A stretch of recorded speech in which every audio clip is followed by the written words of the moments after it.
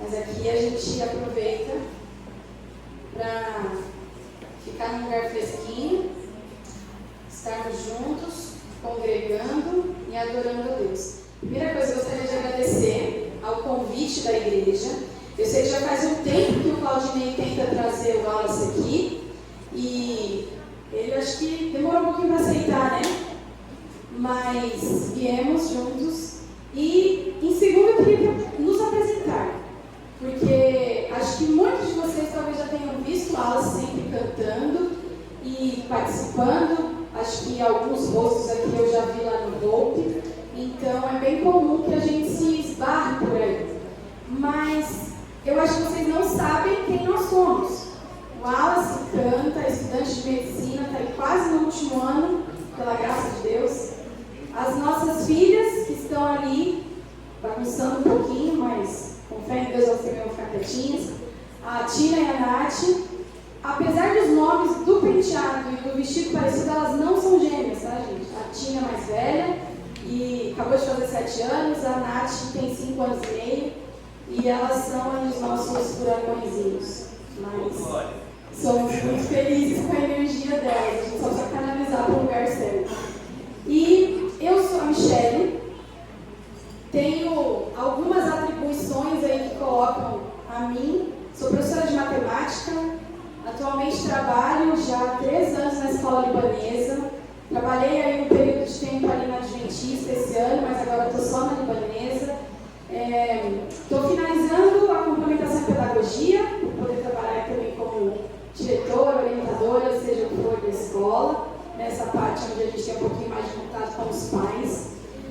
Também fiz curso de design, trabalho aí com algumas coisas dessa área e cresci numa família adventista, cresci numa família de pastores, então sempre fui acostumada a falar em público, tanto por ser professora como por estar sempre participando na frente da igreja.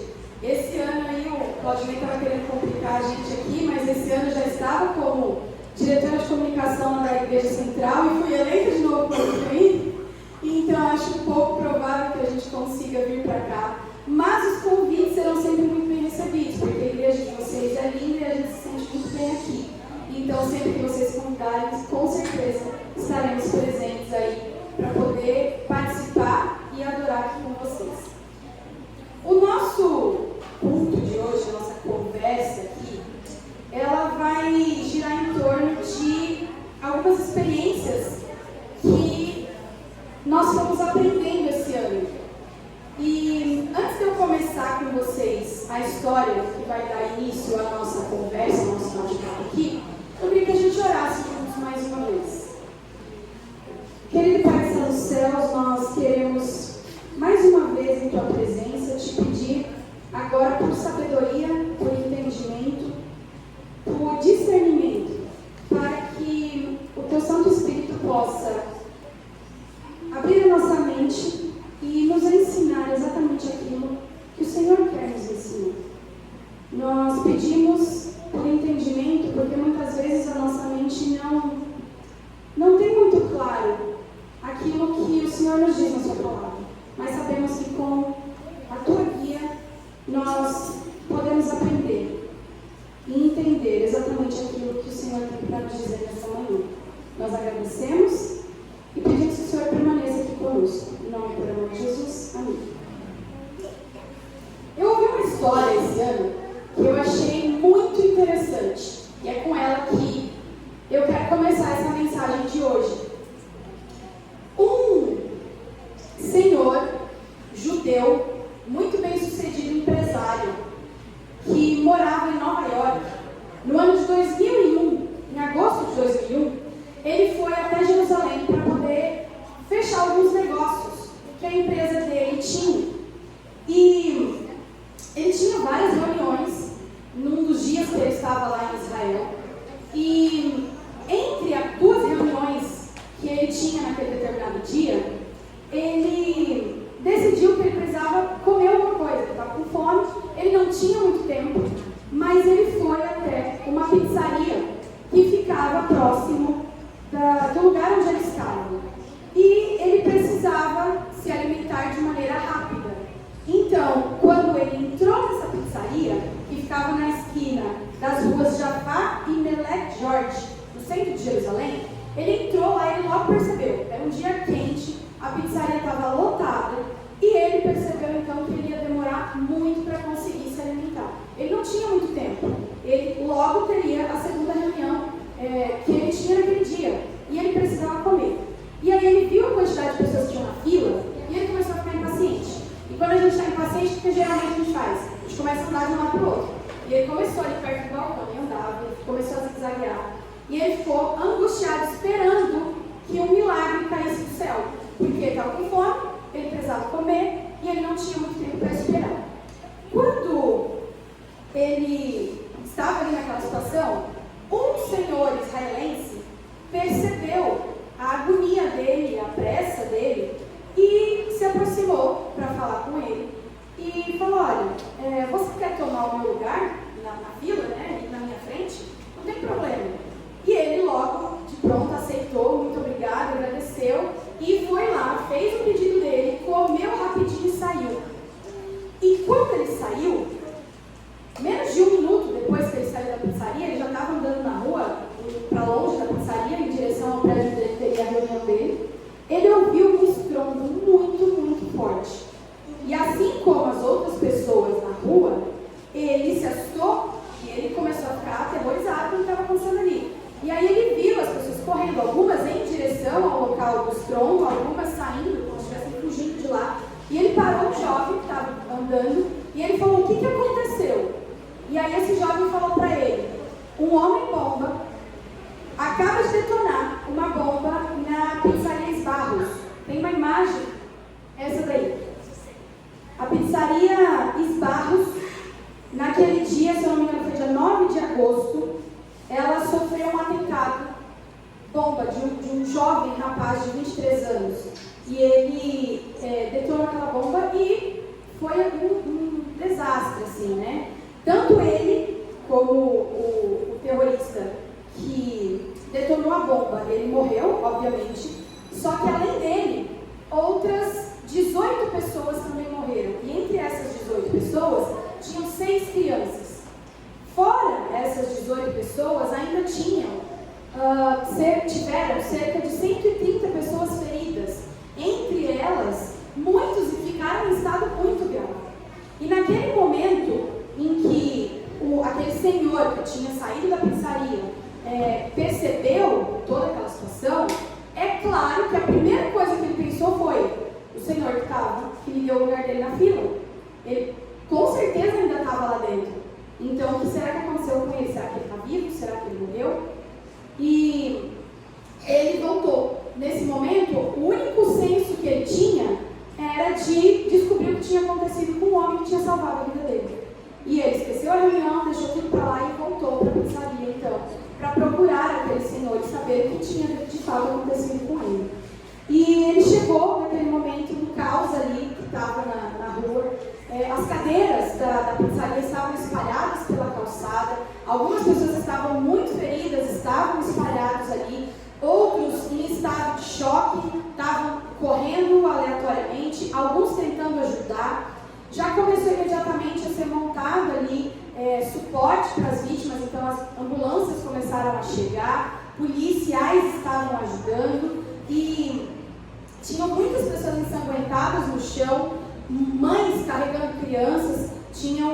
Teve uma cena que foi descrita de uma mãe carregando um bebê pequeno, os dois ensanguentados e ela pedindo por socorro, muitos policiais, muitos voluntários ali tentando ajudar.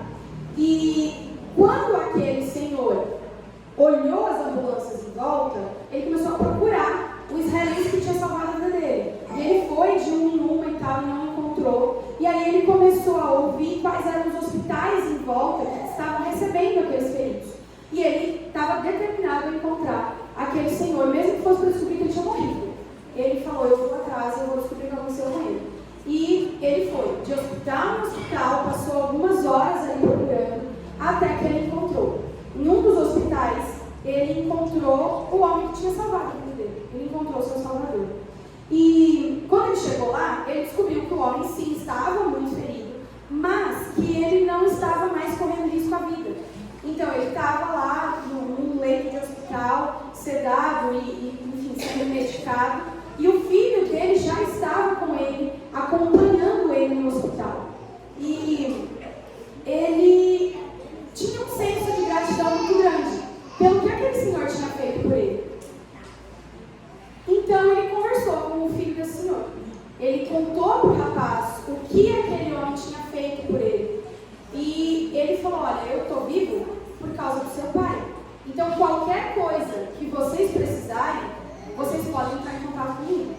De dinheiro, de ajuda, de qualquer coisa. Eu devo a minha vida a ele. Então vocês podem me procurar. E ele, depois de passar um tempo ali com aquele rapaz, ele entregou o cartão dele e foi embora. Passou alguns dias, ele voltou para a empresa dele, voltou para os Estados Unidos e ele voltou ao trabalho. E um mês depois, ou quase um mês depois disso, ele recebeu um telefonema então daquele rapaz. E ele atendeu, o rapaz se identificou e o rapaz falou para ele: olha, o meu pai está precisando de uma cirurgia. E é uma cirurgia muito delicada. E os especialistas que estão cuidando do meu pai disseram para mim e para ele que essa cirurgia vai ser muito melhor feita. As pessoas, né, que são especialistas para fazer essa cirurgia, para que tenha chance de sucesso muito maior, no hospital, elas trabalham no hospital de Boston. Aqui em Jerusalém a gente não vai conseguir ter os especialistas que a gente precisa.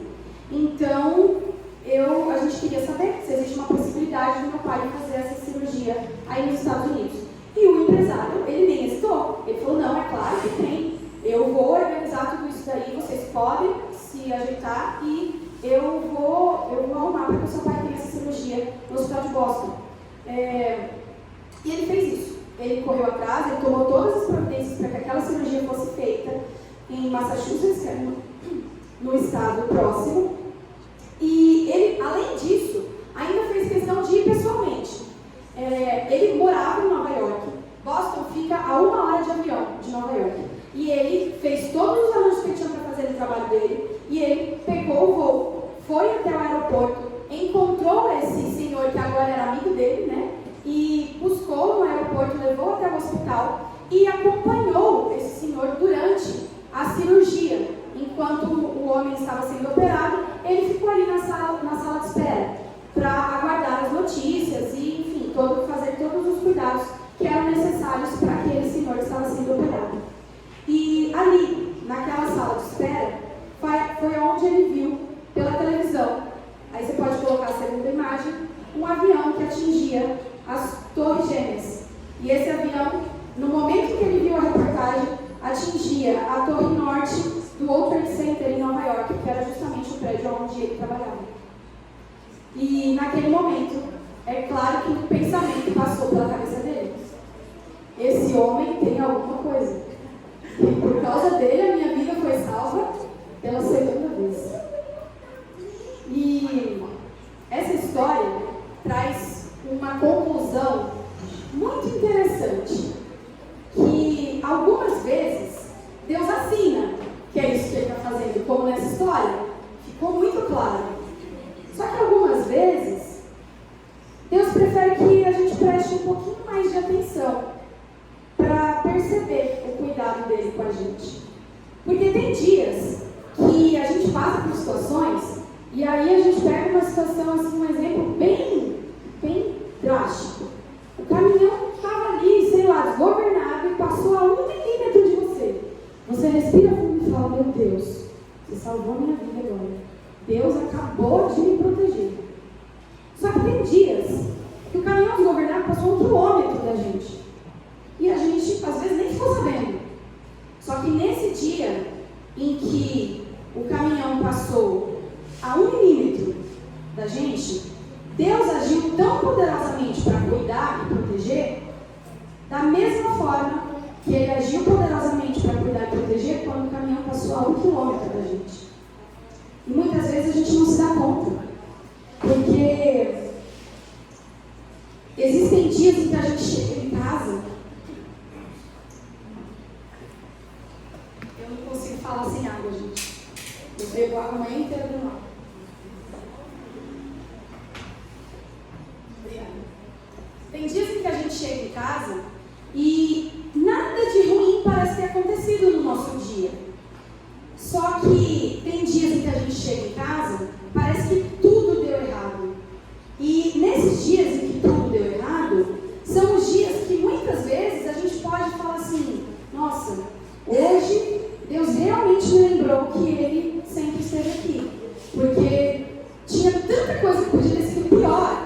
E mesmo assim, mesmo diante daquilo tudo que deu errado, Deus estava cuidando de mim. E quando a gente se dá conta disso, a gente entende que existe um significado. E esse significado é que nós temos uma percepção do que acontece ao nosso redor que é radicalmente baixa. Geralmente a gente não tem noção do que acontece à nossa volta. A gente começa a olhar para as coisas e a gente só vê aquilo que está próximo da gente. A gente não vê com os olhos realmente abertos aquilo que acontece ali no bairro vizinho, aquilo que acontece na cidade vizinha. A gente não tem noção do quanto isso poderia afetar a nossa vida e que simplesmente passou despercebido. Nós queremos que as coisas deem certo, só que a gente vive num mundo onde a possibilidade das coisas darem errado é muito grande. E isso nos leva constantemente a desafiar um Deus que pode tudo. Só que aí eu pergunto algumas coisas para vocês, eu quero que vocês me respondam. Deus pode tudo? Pode? Muito bem, Deus pode tudo. Isso é bom? Sim, é maravilhoso ter um Deus que pode tudo. A terceira pergunta que eu falo é fácil crer num Deus que pode tudo? Aí já demora um pouquinho mais para pensar. Não, nunca será fácil crer num Deus que pode tudo. Porque isso nos lembra que se a gente pede para Ele tirar alguém da cama e essa pessoa não sai da cama, a pessoa continua lá, não é porque Ele não conseguiu.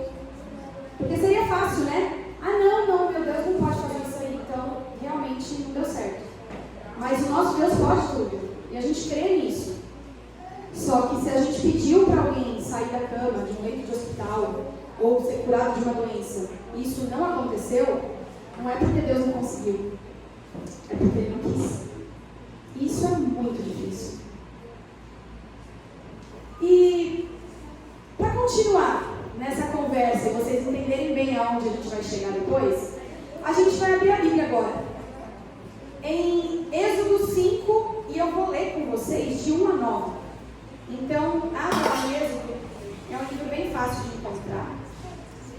Nós temos aí uma história que também é muito conhecida, que é a história do povo de Israel, aonde Moisés está indo lá no faraó para conversar com ele e falar: olha, eu quero que o povo de Israel vá embora. Então vamos ler juntos Êxodo 5, dos versos de 1 a 9.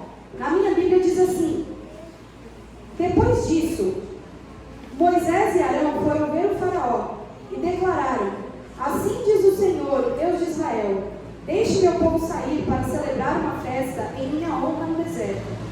Quem é o Senhor? Replicou o faraó. Por que devo dar ouvidos a ele e deixar Israel sair? Não o conheço e não deixarei Israel sair. Então Arão e Moisés disseram: o Deus dos Hebreus se encontrou conosco. Portanto, deixe-nos fazer uma viagem de 3 dias ao deserto, para oferecermos sacrifícios ao Senhor nosso Deus. Do contrário, Ele nos castigará com alguma praga ou pela espada. E o rei do Egito respondeu: Moisés e Arão, por que distraem o povo com suas tarefas? Voltem ao trabalho. Olhem, há muitos do seu povo nesta terra, e vocês os estão impedindo de trabalhar. Naquele mesmo dia, o faraó deu a seguinte ordem aos capatazes egípcios e aos supervisores israelitas: não forneçam mais palha para o povo fazer tijolos. De agora em diante, eles mesmos devem juntá-la. No entanto, continuem a exigir que produzam a mesma quantidade de tijolos que antes. Não reduzam a cota. Eles são preguiçosos e por isso clamam: deixe-nos sair para sacrificar ao nosso Deus. Aumentem a carga de trabalho deles e e cobrem o cumprimento das tarefas. Isso os ensinará a não dar ouvidos a mentiras. Nos próximos capítulos ali do livro de Êxodo, nós vemos Deus lutando pelo seu povo.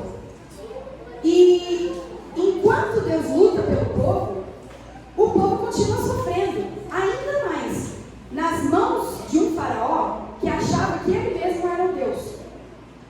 E no meio daquele sofrimento todo, alguns do povo parecem que eles perdem a fé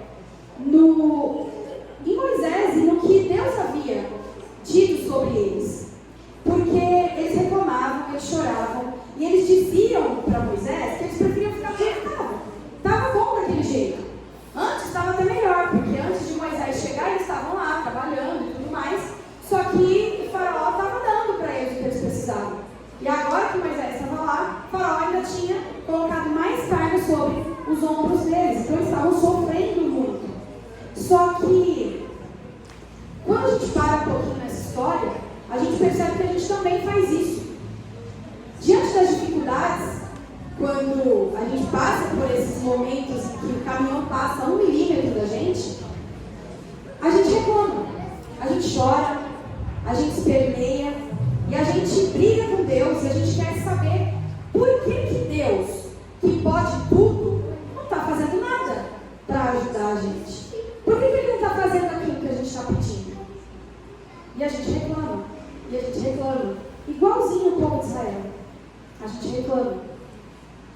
Só que a gente já aprendeu muitas vezes que fé não é um super trunfo que a gente tira do bolso quando a gente precisa acreditar que alguém vai levantar de uma cama. Não é isso. Eu olhei alguém doente e eu falo, não, eu tenho fé, você vai ser curado. Não é assim que funciona. A fé, ela é muito mais do que isso. Porque a gente precisa de fé para ver alguém numa cama e orar e ter certeza que Deus vai tirar a pessoa da cama, tanto quanto a gente precisa de fé para orar e saber que se a pessoa não levantar da cama, Deus esteve certo e Ele não errou com a decisão que Ele tomou. Isso é fé. A gente vê uma situação que a gente pediu e não aconteceu aquilo que a gente pediu e a gente continua acreditando que Deus estava certo, que Deus não estava fazendo nada de errado. Fé lá para o povo de Israel no Egito e fé para nós aqui que vivemos hoje é saber que o plano de Deus é perfeito e que mesmo que o plano de Deus seja perfeito, ele ainda pode envolver uma lágrima. Isso é fé. Saber que quando a gente está chorando, Deus está olhando e fala, calma, eu estou cuidando. Porque o cuidado de Deus, ele não vem só quando a gente para de chorar. O cuidado de Deus é quando a gente está chorando muito. E Deus está lá, está cuidando. Nem sempre Ele vai fazer parar de chorar, mas Ele está cuidando. E é difícil. Só que na verdade não é difícil, é quase impossível para uma pessoa normal pensar que Deus está cuidando de tudo enquanto a gente está sentindo dor. Porque na nossa mente a gente consegue entender isso. Só que na hora do momento ali, do sofrimento, na hora que a gente realmente está vivendo a situação difícil, que a gente está chorando, que a gente está sentindo dor, é impossível entender. E não está errado não entender. Só que é nesse momento que Deus olha para a gente e Ele fala assim, para cada um de nós, você precisa deste milagre. Sabe qual é o milagre? O milagre de crer. É nesse momento que você não precisa do milagre que você está pedindo. Esse milagre que você está pedindo, ó, é facinho de resolver. O milagre que você está precisando agora é o milagre de acreditar que eu estou fazendo alguma coisa. Que talvez não é o que você quer, mas que eu estou fazendo alguma coisa. Talvez fosse muito difícil para o povo de Israel conseguir ter esse tipo de crença e conseguir olhar para toda aquela dificuldade que o faraó estava impondo sobre eles e acreditar que Deus realmente estava cuidando e que Ele estava fazendo alguma coisa, porque eles não tinham ouvido do próprio Deus a declaração que Deus tinha feito sobre eles para Moisés. Eles deviam ter ouvido, eu acredito nisso, que era importante para eles terem ouvido essa declaração, mas eles não ouviram. Só que essa declaração de Deus sobre eles está na nossa Bíblia, para que nós possamos ler. Então a gente vai ler Êxodo 4, na minha Bíblia não precisa nem virar de página, já está na página anterior. Então a gente estava em Êxodo 5, vamos ler Êxodo 4, o verso 22. Na minha Bíblia diz assim: você dirá ao faraó, isso Deus falando com Moisés, assim diz o Senhor, Israel é meu filho mais velho, ordenei que você deixasse meu filho sair para me adorar, mas uma vez que você se recusou, matarei o seu filho mais velho. Pensem comigo nessa declaração de Deus. O faraó, ele não era só o líder do Egito. O faraó se considerava um deus. Diante de todos os deuses que os egípcios adoravam, no topo da lista estava o faraó e o filho dele. Eram os primeiros. Aí vinham todos os deuses e vinham tudo que eles tinham de importante. E lá, embaixo de qualquer inseto nessa lista, estava o escravo. Estava o povo de Israel. E nesse momento em que eles tinham essa ordem de importância, onde o escravo não valia nada, o rei do universo chega até o faraó e faz uma declaração para ele. E a declaração é: esse aí que você está chamando de nada, eu chamo de filho. Mas tem mais, não é só isso. Ele não é só meu filho, ele é o meu primogênito. E além disso, eu ainda te digo mais uma coisinha: se você não deixar o meu primogênito ir embora, eu vou matar o seu. Pensa nisso. O valor que Deus dá para os seus filhos é imensurável. Essa declaração de Deus que tem na nossa Bíblia, que não foi ouvida pelo povo de Israel, mas que está aqui para que a gente saiba o que é que Deus considerava aquele povo, ela é muito clara em nos dizer que quando Deus chama alguém de filho, Ele está dizendo: você é meu filho e eu cuido de você, eu luto por você, eu faço tudo o que você precisar para que você permaneça vivo.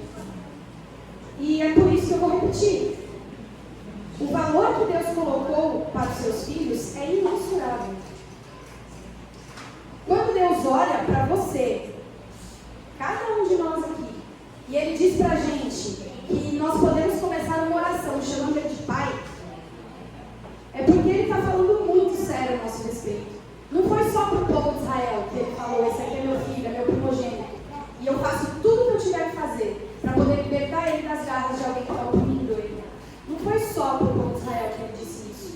Ele diz isso para nós todos os dias. Porque se Ele diz que nós podemos chamá-lo de Pai, então Ele está dizendo que nós somos filhos dele. E Ele faz esse mesmo tipo de declaração. Ele dá para nós a mesma importância. Se nós voltamos um pouquinho nessa história do povo de Israel, e a gente resolve fazer uma conta rápida. Eu falei, né? Eu sou professora de matemática, eu adoro conta. Então, falar de número é comigo mesmo. Ali, a gente vê a mão de Deus guiando a história do povo até ele se tornar. Ele nem era ainda o povo de Israel, mas até ele se tornar o povo de Israel, Deus estava ali, colocando a mão dele em cada pedacinho da história. No final do livro de Gênesis, nós conseguimos ler, eu não vou abrir essa parte agora, mas nós conseguimos ler que o número de pessoas que foi para o Egito se juntar a José era de quanto? Vocês lembram? Alguém lembra do número de pessoas da família de José que foi lá morar com ele no Egito? Não? 70. Eram 70 pessoas que tem ali escrito no final de Gênesis que foram morar no Egito depois que José estava naquele período de fome e se tinha se tornado governador do Egito. Dessas 70 pessoas que foram para lá,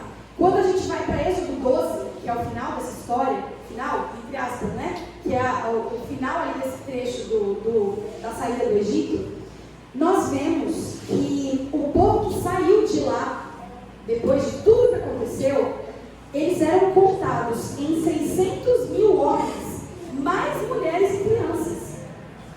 Quando a gente faz uma conta rápida, colocando uma mulher para cada homem adulto, a gente ainda pode acrescentar, pelo menos, mais o dobro disso, o dobro de homens e mulheres ali, de jovens, adolescentes e crianças. E aí, juntando todo esse povo, a gente vê que foi muito fácil o número de israelitas que saíram do Egito ser contado ali em 2,5 milhões. De 70 pessoas. Eles viraram um povo de 2,5 milhões de pessoas. E se a gente pensa nessa trajetória, quando a gente analisa tudo isso, essa história, a gente olha o choro de um menino escravo que estava lá jogado numa prisão do Egito, longe da família, longe do pai, se perguntando para Deus, por que tudo aquilo estava acontecendo com ele?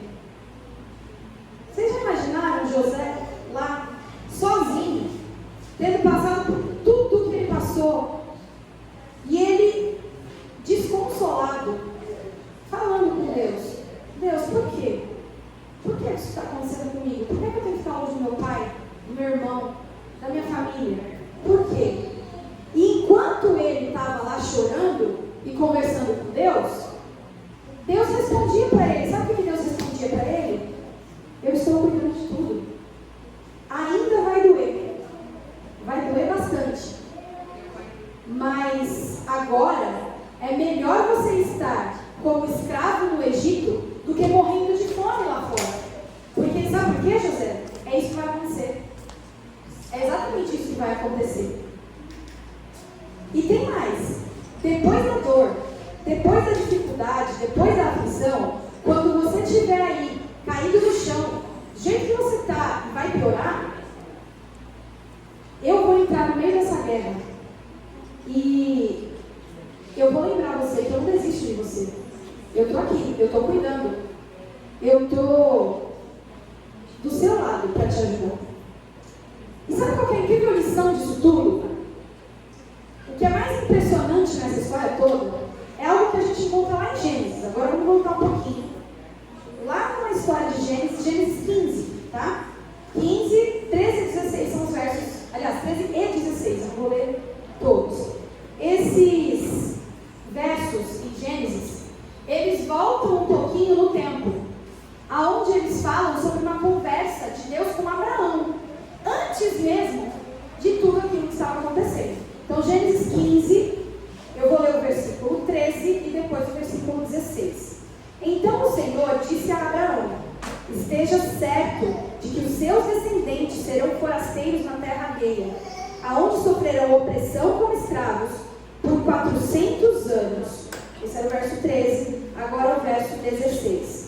Depois de 4 gerações, seus descendentes voltarão a essa terra, pois a maldade dos amorreus ainda não chegou ao ponto de provocar o meu castigo. Gente, quando a gente é criança, e eu falo porque essa história da sequência de Abraão, Isaac e Jacó sempre foi a minha história, e José também, né? Sempre foram as minhas histórias preferidas na Bíblia, então eu sempre ouvi muito sobre elas.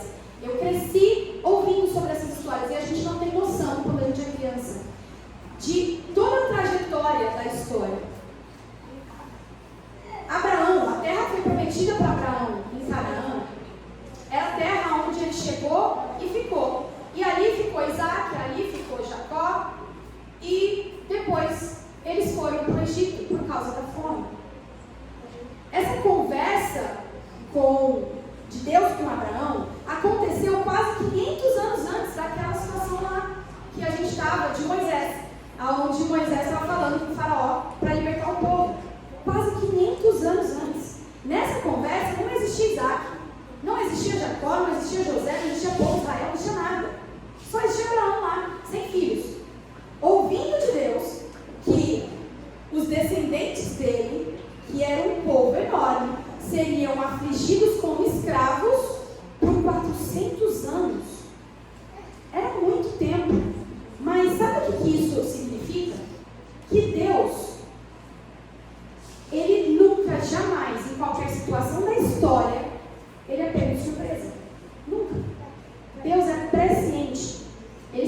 tudo que vai acontecer. Não porque ele faz acontecer tudo, mas porque ele já sabe que vai acontecer. É daquele jeito que vai ser. E entenda essa verdade no seu coração. Isso traz para a gente uma lição, dentre tantas que a gente consegue pegar nessas histórias do povo de Israel, que Deus não fica surpreso com nada. Nada. Deus não fica surpreso quando você ganha alguma coisa e você fica feliz. Deus não se surpreende com isso. Deus não fica surpreso quando você perde alguma coisa e fica triste. E entenda também que Deus não fica surpreso quando você falha. Sabe quando você faz alguma coisa errada? Deus não se surpreende com isso. Você não pegou Deus de surpresa. Tipo, nossa, não sabia que ele ia fazer isso. Isso não acontece. Deus conhece tudo, do começo ao fim. Ele olhou para a sua vida há 2 anos atrás, ou 10, ou 20, ou 30, ou na hora que você nasceu. E ele sabia exatamente o que é que você estaria escolhendo fazer no final de semana passada. Você errou e Deus sabia. Ele já sabia. E mesmo assim ele continuou fazendo planos para a sua vida. Mesmo assim, ele continuou planejando tudo aquilo que ele queria para você. Sabe por quê? Porque Deus é um planejador. Todas as vezes que ele faz o plano e você se desvia do plano, ele recalcula a rota para que você possa ver novamente indicado o caminho que ele tem para você. E por ser um ótimo planejador, ele sabe exatamente o que ele tem que fazer para conseguir que você dê conta do plano dele, de seguir o plano dele para você. Ele sabe, ele conhece as nossas dificuldades, ele conhece as nossas lutas. Então ele sabe o que é que ele ainda precisa fazer para te ajudar a seguir o plano. Ele sabe. E também, como um bom planejador, ele leva em consideração as nossas deficiências. Sabe por quê? Porque ele nunca desiste de você. Nunca. Ele nunca desiste de você. Ele nunca desiste de mim. Como um bom planejador, ele chama você para fazer alguma coisa, não o outro, é você. Mas tem um detalhe: ele não chama você só por sua causa, ele chama você por causa do outro. Ele fala com você, mas ele fala com você por causa do outro, para que você faça alguma coisa pelo outro. Esse é o padrão de Deus. Deus tem um padrão na vida toda a gente encontrar. Deus tirou o povo de Israel do Egito. Para isso, Deus mandou pragas para o Egito. Mas sabe o que ele fez antes de mandar pragas para o Egito? Ele mandou para o Egito um menino chamado José, para salvar o Egito. O padrão de Deus é esse. Antes de falar de destruição, ele fala de salvação. Foram 400 anos de escravidão, 400 anos do povo de Israel ali, tomando chicotada, trabalhando debaixo do sol, chorando, implorando para Deus fazer alguma coisa. E cada chicotada, cada suor, cada lágrima derramada por Israel durante todo esse tempo lá no Egito era 1 segundo, 1 minuto, um dia. Eram 400 anos a mais de chance lá para o povo de Canaã. A gente não entende essa ligação da história, né? Quando a gente é criança. O povo de Israel estava sofrendo, mas Deus tinha dito em Gênesis, lá para Abraão, antes do povo de Israel existir, que eles iam sair de lá, porque Deus estava dando chance para o povo de Canaã. Em algum momento, aquelas chances iam acabar. Foram 400 anos de chance para o povo de Canaã. Isso porque Deus não desiste. Esse é o jeito de Deus de fazer as coisas. Quando a gente entende isso, a gente percebe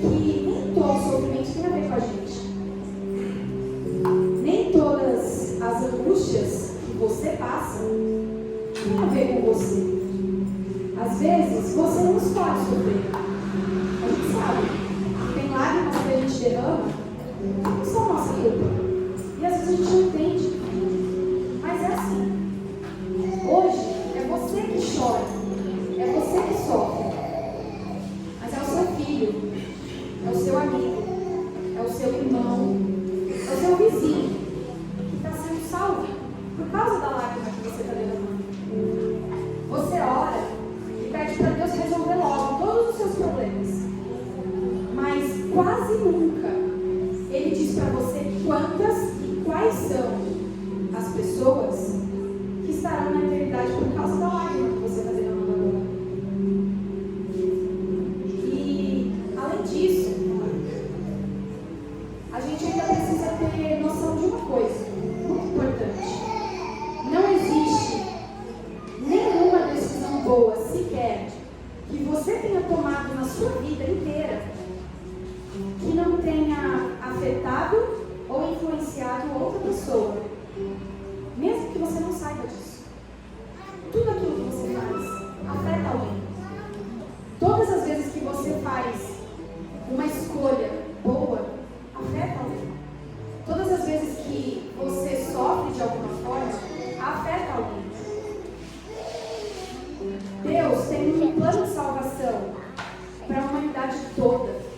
E esse plano envolve você e envolve a mim. Sabe por quê? De novo, porque Ele nunca desiste. Ele nunca desiste. O final do povo de Israel tem uma descrição incrível de algo que geralmente é lembrado na Páscoa. E a gente vai ler um pedacinho nessa descrição. É o último verso, são os últimos versos que eu quero ler com vocês hoje. Estão em Gênesis 12. Não, desculpa, Gênesis não, Êxodo 12. Êxodo 12, começa no 5, e eu vou ler alguns pra frente. Êxodo 12, 5. O animal escolhido deverá ser um cordeiro ou um cabrito de 1 ano, sem defeito algum. Guardem bem o animal escolhido até a tarde do 14º dia do primeiro mês. Nesse dia, toda a comunidade de Israel sacrificará o seu cordeiro ou cabrito ao amanhecer. Em seguida, tomarão um pouco de sangue e passarão nos batentes laterais e no alto das portas das casas onde comerem o animal. Nessa mesma noite, assarão a carne no fogo e a comerão, acompanhadas de folhas verdes amargas e de pão sem fermento. Não comerão a carne crua nem cozida. O animal todo, incluindo a cabeça, as pernas e as vísceras, deverá ser assado no fogo. Não deixem sobras para a manhã seguinte. Queimem o que não for consumido antes do amanhecer. Essas são as instruções para quando fizerem a refeição. Estejam vestidos para a viagem, de sandálias nos pés, cajado na mão. E ele continua. E nós temos ali, até o verso 28, uma descrição enorme de como deve ser um cordeiro que tem que ser morto para eles poderem fazer aquela última ceia deles, antes deles saírem do Egito. É uma descrição enorme. São muitos versos que falam muitas coisas sobre o cordeiro que vai ser morto.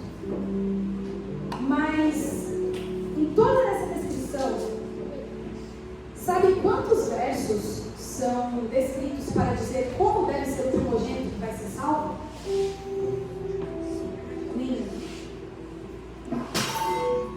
No plano de Deus, o cordeiro morre e o primogênito sai vivo. E da lista inteira de exigências sobre o cordeiro, nós não vamos encontrar nenhuma exigência sobre como deve ser o primogênito.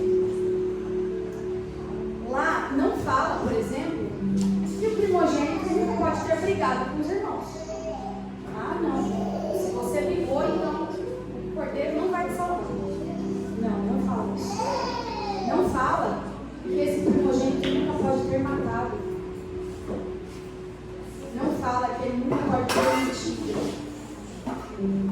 Não fala que ele nunca pode ter roubado.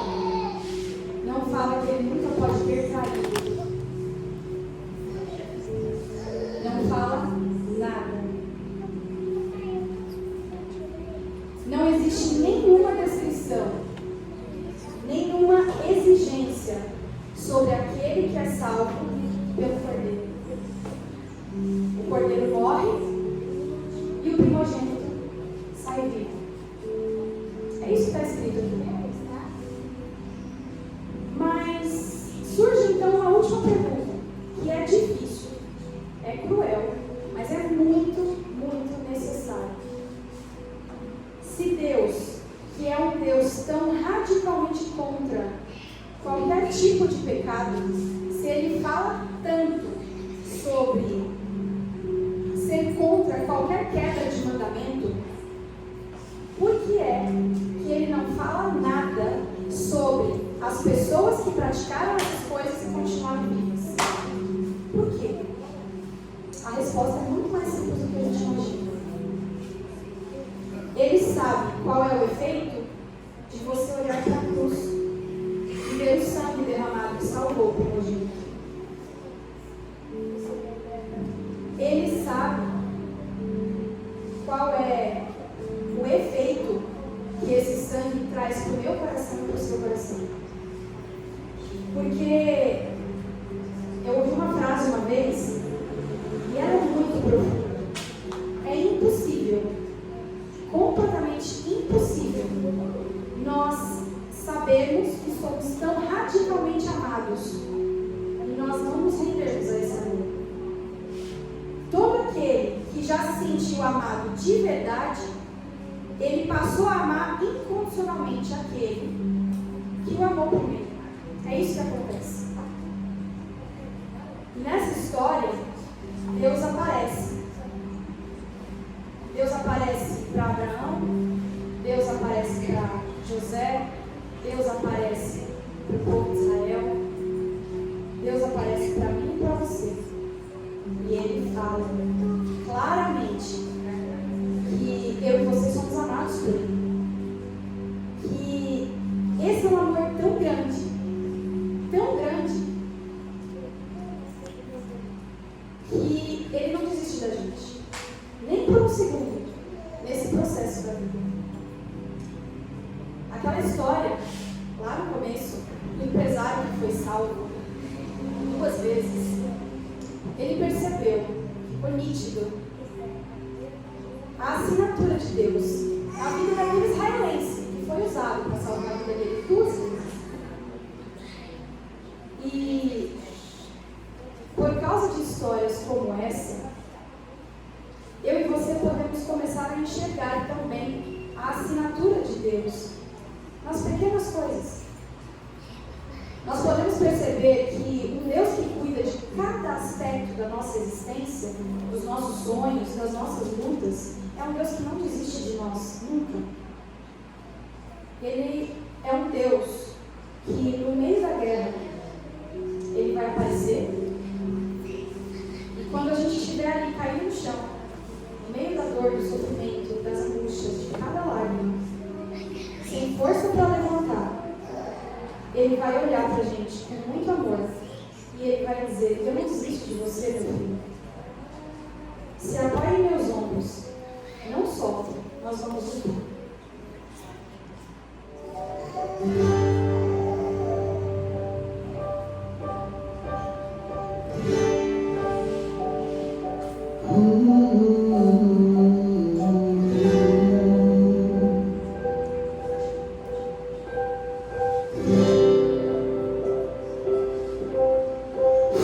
Questão de segundos, eu fui atingido em sequência e eu caio no chão. De cara logo percebi que o meu coração entrou em desespero e acelerou. Eu tinha que levantar, mas eu tava feliz, sem forças pra continuar. Então eu bem mais seguro eu fui procurar. Dei 3 passos, mas com muita dor eu voltei em meio à batalha me apareceu, gritou do meu lado, agitou meu corpo, notou que eu estava muito machucado. Eu estava abatido, sangrando, com sede, com fome, com medo.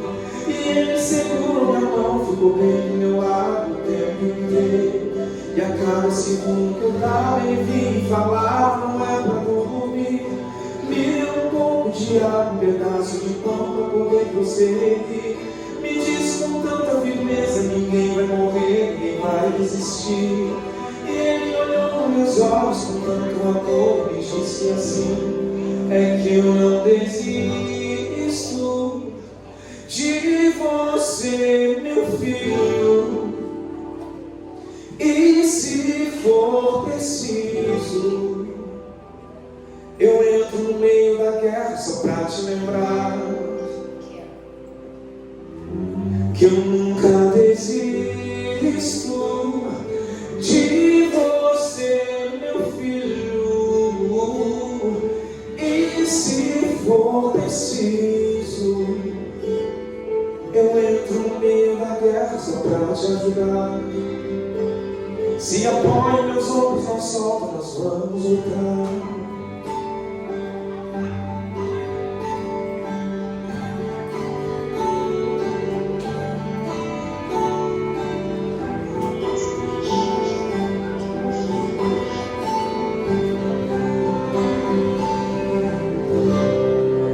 Mas em meio à batalha ele apareceu, gritou do meu lado, agitou meu corpo, notou que eu estava muito machucado.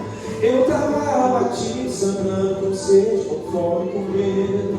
E ele segurou minha mão, ficou bem do meu lado o tempo inteiro. E a cada suspiro que eu dava, ele vinha e falava, não é pra dormir. Me deu um pouco de água, um pedaço de pão pra poder prosseguir.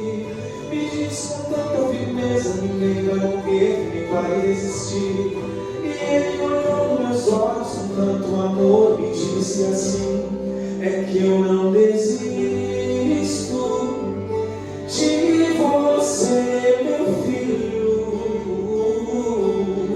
E se for preciso, eu entro no meio da guerra só pra te lembrar que eu nunca desisto de você, meu filho. E se for preciso, eu entro no meio da guerra só pra te ajudar. Se apoia meus ombros, não solta, nós vamos lutar.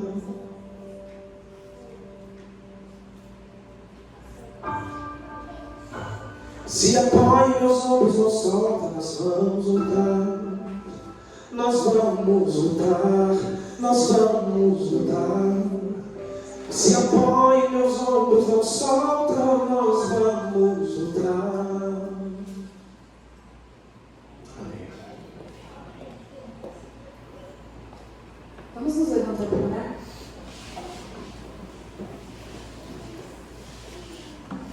Querido Pai, nós estamos aqui depois de entender mais uma vez que o Senhor não desiste da gente. Antes da gente nascer, o Senhor já olhou para nós. O Senhor sabia tudo aquilo que nós estaremos escolhendo fazer hoje, que nós estaremos aqui na tua casa, ouvindo, aprendendo e entendendo um pouquinho mais sobre o teu cuidado, sobre quando o Senhor assina e sobre quando a gente precisa se esforçar um pouquinho mais para perceber. Mas que isso só nos mostra que o Senhor cuida todos os dias, o tempo todo, nos protege, nos ensina, e que cada lágrima, cada dor, cada sonho que a gente precisa esperar mais para ser realizado, que mesmo assim o Senhor está cuidando, guiando o caminho, nos mostrando que ali na frente as coisas vão melhorar, mesmo que esse melhorar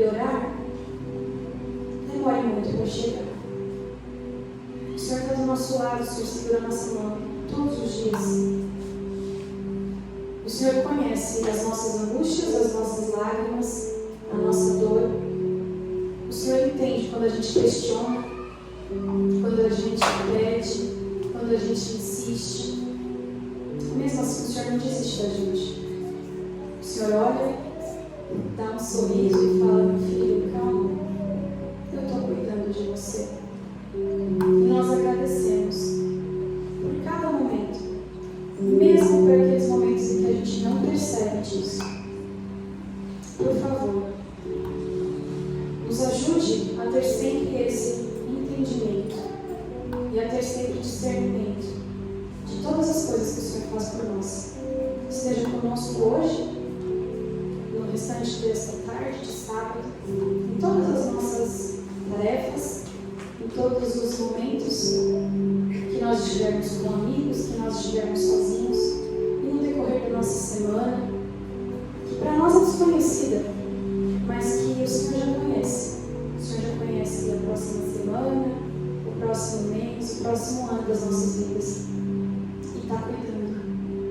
Está segurando a nossa mão e falando: vem aqui, segura no meu ombro, que a gente vai caminhar junto. Nós agradecemos por tudo isso e pedimos mais uma vez a Tua presença em nossas vidas. Em nome do amor de Jesus, amém.